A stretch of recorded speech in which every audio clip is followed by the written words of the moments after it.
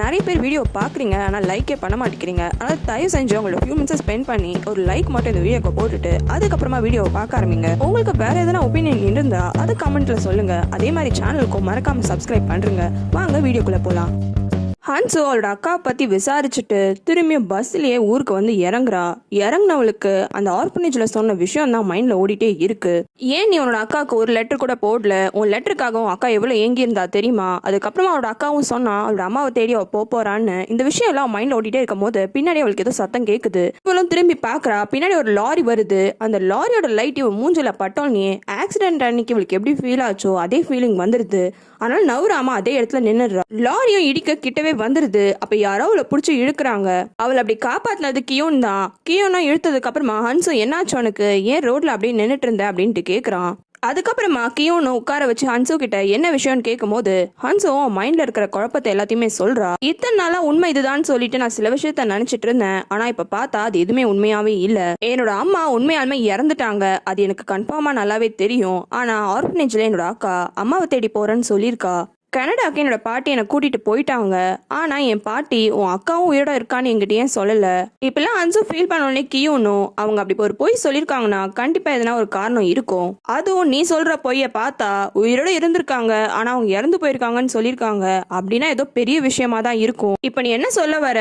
என் குடும்பத்துக்குள்ளேயே ஏதோ ஒரு சீக்ரெட் இருக்கு. அந்த சீக்ரெட் எனக்கு தெரியலன்னு சொல்றியா அப்படின்ட்டு கேக்குறா. உன்னோட சொந்தக்காரங்க யாருன்னா கொரியால இருக்காங்களா? அவங்க கிட்ட நம்மளால கேட்க முடியுமான்ட்டு கியோன் கேக்குறான். சொந்தக்காரங்களா? நான் ரொம்ப சின்ன வயசுல கொரியா விட்டுட்டு போயிட்டேன். அதனால எனக்கு யார் இருக்கான்னு கூட தெரியாது. அப்பதான் ஹன்சுக்கு இன்னொரு விஷயம் ஞாபகத்துக்கு வருது. லெட்டரு. நான் கனடால இருக்கும் போது எனக்கு யாரோ ஒருத்தவங்க லெட்டர் அனுப்பிச்சிருந்தாங்க. கனடா வரைக்கும் அவங்க லெட்டர் அனுப்பியிருக்காங்கன்னா கண்டிப்பா அவங்க என்னோட சொந்தக்காரங்களா இருப்பாங்கன்னு நினைச்சுதான் யார் என்னோட சொந்தக்காரங்கன்னு இந்த ஊருக்கு வந்தோம்ல முதல் வேலையா நான் தேடினேன். உன்னோட குடும்ப ரகசியம் குடும்பத்துல இருக்கவங்களுக்கு மட்டும்தான் தெரியும். உனக்கு ஒரு சொந்தக்காரங்க லெட்டர் அனுப்பிச்சிருக்காங்கன்னா அந்த சொந்தக்காரங்களை நம்ம சீக்கிரமா கண்டுபிடிக்கணும்னு கியோன் சொல்றான். எப்படி கண்டுபிடிக்கிறது ஹன்சு ஃபீல் பண்றா. ஆனா கியோனு அவன் ஹெல்ப் பண்றேன்ட்டு சொல்றான். அதுக்கப்புறமா கார்லயே கூட்டிட்டு வந்து ஹன்சுவை வீட்டுல டிராப் பண்றான். இவங்க ரெண்டு பேரும் இப்படி ஒரே கார்ல வந்து இறங்குறதுன்னு எல்லா விஷயத்தையும் பார்க்கு சைக்கிள் ஓட்டிட்டு வரும்போது கவனிச்சிடறான். பார்க்கு தூரத்திலேயே தான் இதை பாக்குறான். அதனால அவன் வேற மாதிரி நினைச்சிட்டு அவன் கிட்ட கார் பெருசா இருக்குல்ல, நல்ல காரா தான் தெரியுது. அதனாலதான் ஹன்சு அவன் கூட போயிருப்பா போல இருக்கு அப்படின்ட்டு யோசிக்கிறான். யூனாவோட அப்பா அந்த போலீஸ் சீஃப் கூட தான் டின்னர் சாப்பிட்டுட்டு இருக்கான். அப்ப இந்த லேண்ட் எல்லாமே வித்துடுச்சுன்னா கவர்மெண்ட்டுக்கு நிறைய காசு கிடைக்கும், உங்களுக்கும் நிறைய காசு எல்லாம் கிடைக்குமேன்ட்டு அவன் கேக்குறான். உனக்கு லேண்ட் வேணும்னு ஆசை இருக்கா? நீயும் வாங்கிக்கலாமேன்ட்டு யூனாவோட அப்பாவும் கேக்குறாரு. நான் எங்க வாங்குறது? அதான் மேல் லெவல்ல இருக்கிறவங்களே இந்த லேண்ட் எல்லாம் வாங்கிட்டாங்கன்னு கேள்விப்பட்டனே அப்படின்ட்டு சொல்றான். நீ மட்டும் உன் பவரை யூஸ் பண்ணா நீ கூட தாராளமா வாங்கிக்கலான்ட்டு யூனாவோட அப்பா சொல்றாரு. அந்த சீஃப்க்கும் புரியுது. இப்ப அந்த டெட் பாடியோட ஐடென்டிபிகேஷனை கண்டுபிடிச்சாச்சு. அதனால இப்பவே இன்வெஸ்டிகேஷனை க்ளோஸ் பண்ணா அது தப்பா இருக்கும், சரிப்பட்டு வராது. அதனால தான் நீங்க சொன்ன மாதிரி பெரிய ஸ்டேஷன்ல இந்த கேஸை விசாரிக்க சொல்லாம இங்க இருக்கிற சின்ன ஸ்டேஷன்ல விசாரிக்க சொல்லியிருக்கேன். அவங்களும் அப்படியே விசாரிக்கிறாங்கன்னு இழுத்துட்டே இருக்கும் போது இந்த கேஸை ஸ்டாப் பண்ணிடுறேன்ட்டு சொல்ல வரான். ஆனா இவனோட அப்பாவுக்கு கோவம் வந்துருது. இந்த மாதிரி சும்மா இழுத்துட்டே எல்லாம் இருக்காத. பக்கத்து ஊர்ல ஒரு சீரியல் கில்லர் சுத்திட்டு இருக்கான். முந்தானேத்து கூட ஒரு பொண்ணை கொலை பண்ணி போட்டுட்டான். அது கூட நம்ம ஊருக்கான கெட்ட பேர் தானே, கிட்டவே இருக்கு. அங்க இருக்கவங்க வந்துட மாட்டானான்னு மக்கள்லாம் யோசிக்க மாட்டாங்களா? எந்த முடிவா இருந்தாலும் உடனே இருங்க, சும்மா இழுத்துட்டே இருக்காதீங்கன்னு திட்டு விட்டுடுறான். போலீஸ் ஸ்டேஷன்ல பார்க்கு ஹன்சுவை கார்ல பார்த்ததுனால கார் இருக்க பசங்களை தான் பொண்ணுங்களுக்கு பிடிக்குமா அப்படின்னு இருக்க அந்த கார்லன்ட்டு புலம்பிக்கிட்டே தொடச்சிட்டு இருக்கான். அப்படி அவன் தொடச்சிட்டு இருக்கும் போது திடீர்னு ஒரு ஆள் வந்துடுறாரு. வந்தவரு எதுக்காக இப்படி இருக்குன்னு திட்டுறாரு.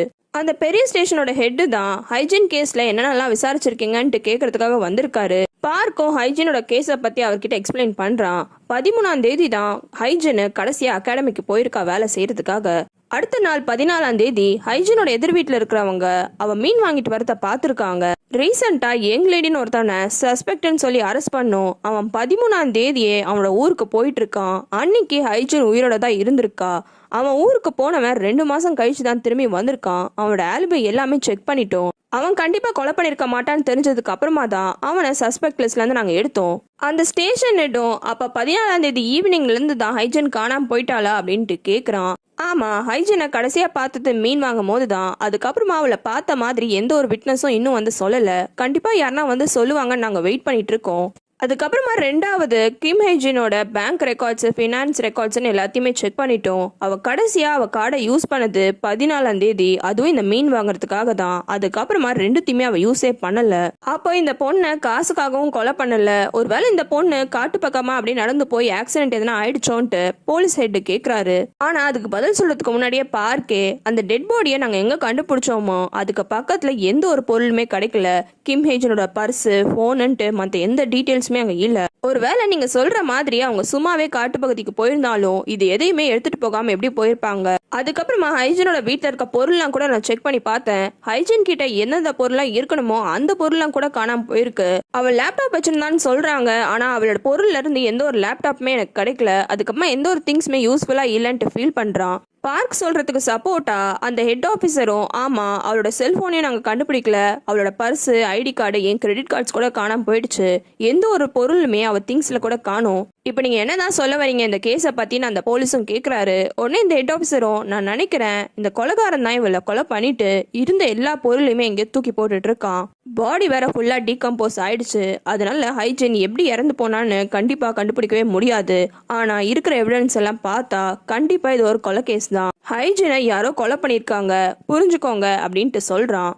வந்து கேட்ட ஹெட் ஆஃபீஸருக்கும் இந்த விஷயம் எல்லாம் புரியுது. அவரும் ஓகேன்னு சொல்லிட்டு தலையாட்டுறாரு. அதுக்கப்புறமா இன்வெஸ்டிகேஷன்லாம் முடிச்சுட்டு கிளம்பிடுறாரு.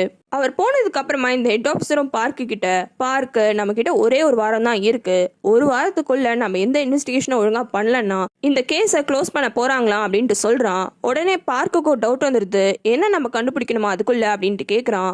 ஒண்ணு நம்ம யாரு கொலை பண்ணானோ அந்த கொலைகாரனை கண்டுபிடிக்கணும், இல்ல இது கண்டிப்பா ஒரு கொலைதான்றதுக்கான எவிடன்ஸையாச்சும் கண்டுபிடிக்கணும்னு சொல்லியிருக்காங்க. அதே நேரம் ஹன்சுவும் அவளோட அப்பாக்கு யாருனா சொந்தக்காரங்க இருக்காங்களா இல்ல அவங்க அம்மாக்கு யாருனா சொந்தக்காரங்க இருக்காங்களான்னு விசாரிக்கிறதுக்காக ஆஃபீஸ்க்கும் போறா. அங்க போய் கேட்கும் போது அவங்களும் அது ரிலேட்டடான டீட்டெயில்ஸை பிரிண்ட் அவுட் பண்ணி பேப்பரா கொடுக்குறாங்க. ஹன்ஸோ அந்த பேப்பர்ஸ்லாம் வாங்கி பாத்துடுறா. பார்த்ததுக்கு அம்மா கியோனுக்கு கால் பண்ணி, என்னோட அப்பாவுக்கு ஒரு அக்கா இருக்காங்க, ஆனா அவங்களுக்கு நான் தூரத்தை சொந்தன்றதுனால என்னால அவங்க டீட்டெயில்ஸ் எல்லாம் செக் பண்ண முடியல, ஆனா எனக்கு டீட்டெயில்ஸ் வேணும்னு கேட்டேன். அப்ப அவங்க சொன்னாங்க நீங்க போலீஸ் ஸ்டேஷன் மூலமா சர்வீஸ் சென்டர்ல கேட்டு பாருங்க, அவங்க உங்களுக்கு ஹெல்ப் பண்ணுவாங்கன்னு அப்படின்னு சொல்ல வரா. ஆனா கியோன்னு, இல்ல எனக்கு வேற ஒரு இடம் தெரியும், அந்த இடத்துக்கு போனா கண்டிப்பா இந்த டீட்டெயில்ஸ்லாம் நம்மளால வாங்க முடியும், நீ எதை பத்தியும் கவலைப்படாம ஸ்கூலுக்கு போ, நான் இதை பாத்துக்கிறேன்ட்டு சொல்றான். ஸ்கூல்ல காமிக்கிறாங்க. காயுங்க கையில ஒரு கொடையை எடுத்துட்டு படிக்கட்டுல நடந்து போறா. அப்ப கண்ணாடி போட்ட டீச்சரு, கிளாஸ் நடக்கிற டைம் நீ எங்க ஃப்ரீயா சுத்திட்டு இருக்க, கிளாஸ்க்கு போ அப்படின்ட்டு சொல்றாங்க. ஆனா காயுங்க, எனக்கு தான் வேலை கிடைச்சிருச்சு, நான் என் கிளாஸ்க்கு போகணும்ட்டு போயிடுறா. காயுங்க அந்த டிராயிங் டீச்சரை தான் பார்க்க போறா. அவன் சின்சியரா டிராயிங் வரைஞ்சிட்டு இருக்கான். உடனே இவளும் பின்னாடி பக்கமா போய் அவனோட கண்ணை மூடி யாருன்னு கண்டுபிடின்ட்டு கேக்குறா. அவன் கிட்டத்தட்ட பயந்துடுறான். கடைசியா தான் காயுங்க கண்ணை திறந்து விடுறா. அப்போ அவனும் வாட்சை பார்த்துட்டு, இப்போ கிளாஸில் இருக்கிற டைம் ஆச்சு, நீ இங்கே என்ன பண்ணுற அப்படின்ட்டு கேட்குறான். நான் இனிமேல் இங்கே வரவே மாட்டேன், எனக்கு வேலை கிடச்சிருச்சு செக்ரட்டரியான்ட்டு சொல்கிறா. ஆனால் அதுக்கு அந்த டிராயிங் டீச்சர் எதுவுமே ரியாக்ட் பண்ண மாட்டேங்கிறான். அவன் கண்டுக்காம டிராயிங் வரைஞ்சிட்டே இருந்தாலும் காயுங்கே, நான் இன்னைக்கு தான் கடைசியாக வரேன், உங்களுக்கு சொல்கிறது புரியுதா, நான் அடுத்த வாரத்துலேருந்து வரமாட்டேன்ட்டு சொல்கிறா. அப்போவும் டிராயிங் டீச்சரை திரும்பி பார்த்து முறைக்கிறான். ஆனால் எதுவுமே பேசாமல் திரும்பி டிராயிங் கண்டினியூ பண்ணுறான். கேள்விப்பட்டீங்களா, அந்த கிடைச்ச டெட் பாடி ஹைஜன் மிஸ்ஸோடது தான். அந்த ஹைஜன் மிஸ்ஸை யார் கொலை பண்ணியிருப்பான்ட்டு அந்த கில்லரை கூட நானே போய் பிடிச்சிட்டேன். ஆனால் அந்த அறிவில்லாத போலீஸ் தான் அவன் கில்லர் கிடையாதுன்ட்டு ரிலீஸ் பண்ணிட்டாங்க. அதெல்லாம் நினச்சி பார்க்கும் போதே ரொம்ப எரிச்சலாக இருக்குன்ட்டு தனியாகவே பேசிட்டே இருக்கா. டிராயிங் டீச்சரால் கண்ட்ரோல் பண்ண முடியல. என்னதான் உனக்கு பிரச்சனை, எதுக்காக இங்கே வந்து என்னை டார்ச்சர் பண்ணிட்டு இருக்கேன்ட்டு கேட்குறான். நீங்கள் நைட்டு அன்னைக்கு பண்ண வேலைக்காக தான் இன்னைக்கு வந்திருக்கேன்ட்டு சொல்கிறா. இதை கேட்டோடனே அந்த டிராயிங் டீச்சரோட மூஞ்சே மாறிடுது. அன்னைக்கு நைட்டு காய்ங்க மீட் பண்ணது இந்த டிராயிங் டீச்சர் தான். உங்களுக்கு வேறு சீரீஸ் பார்க்கணுன்னா கமெண்ட்டில் சொல்லுங்கள்.